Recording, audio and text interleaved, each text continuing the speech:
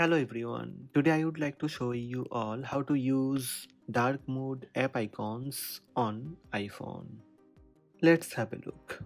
First, make sure you are using iPhone iOS 18 or later. On your iPhone home screen, press and hold in an empty area. Then tap Edit button on top left corner of the screen.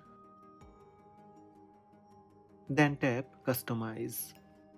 This will open up a section with small and large tab. Make sure small tab selected. To use dark mode app icons, you can choose dark or tinted, or you can use automatic. If you choose automatic during the day, you would not see the app icons change until nighttime. So choose dark if you want to see them change immediately. Use tinted to create dark mode app icon setup where you can choose accent color. Use slider to change dark app icon color. So these are the steps to use dark mode app icon on iPhone.